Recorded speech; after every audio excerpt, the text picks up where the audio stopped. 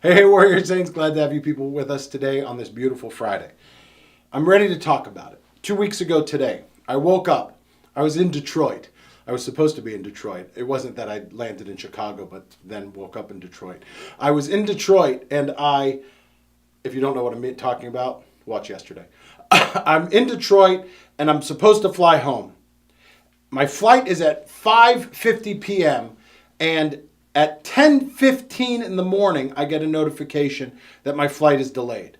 Now, I'm frustrated because if they're delaying that flight already at 10:15, I can feel it's going to be one of those days where they just keep delaying, and ultimately cancel the flight. So what do? I called a friend who works for American Airlines, and I asked him, is there anything you can do to help me? Give me some insight. And he assured me I should be fine. He told me what was going on. He was able to look in their system. Sure enough, the flight kept getting delayed. I get to the airport at 5 o'clock for what is now a 7 o'clock flight. And I go to the gate and I ask them what's going on. And they said, you should be fine. We're not going to cancel. The plane has been in maintenance all day in Phoenix, but it's on its way here, and they're about to take off, and we might be a little more delayed, but we're going to be fine.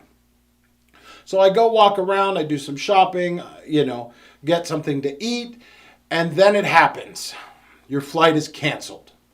I knew my flight was going to be canceled. I could have put myself on a different flight that would have left at a different time, that would have got me home earlier, and it would have been fine because I knew that this was going to happen. But instead, I didn't do that. I listened to someone else, and I didn't trust my gut. And as a result, because of my indecisiveness, because of my inability to make that decision on myself, I am now feeling even more overwhelmed than I was before. I'm now even more frustrated than I was before because I was stuck in inaction. And the day got even worse as it went on. They booked me on a different airline. That airline ended up canceling the flight. I'll spare you all the details, but I didn't get home until late Saturday afternoon, and I missed what I was trying to get home for on Saturday afternoon. Thank you. It was helpful to get that all out. I do want to say, though, I should have trusted my gut. If at 10 o'clock, when I suspected what was going to happen, would eventually happen, I could have done something different about it. But I allowed myself to be indecisive. And because of my indecision, I paid the price and I was stuck in Detroit for an extra day. It's very frustrating when these things happen. And we can do something about it.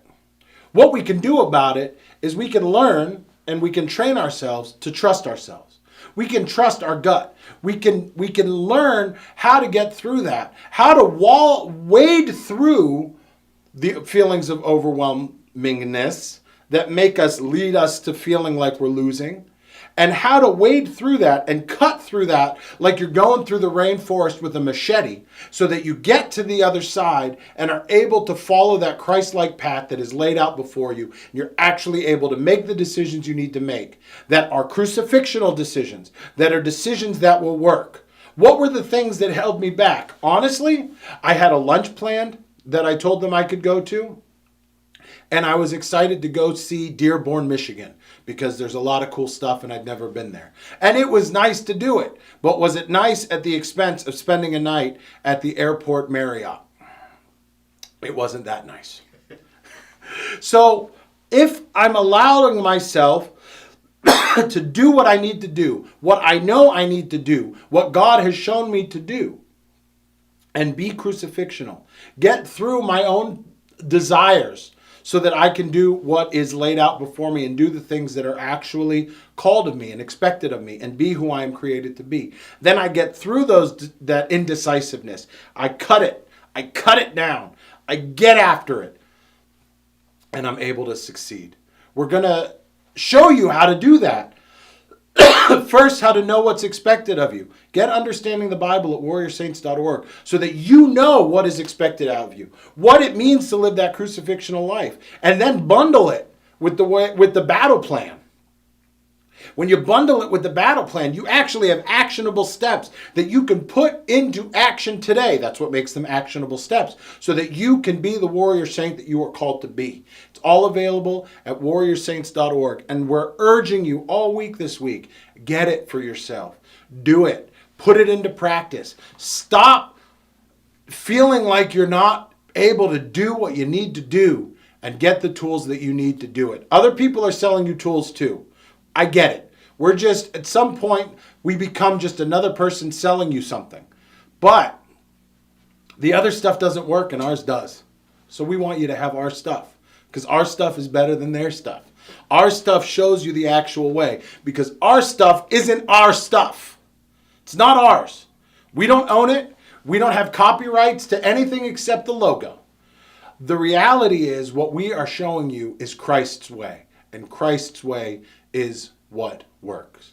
We'll be back again next week. And in the meantime, we will be with you on Sunday as we have Orthros and Divine Liturgy at 9 and 10 Mountain Standard Time, respectively. Till we see you then, keep walking in the way of the warrior saint.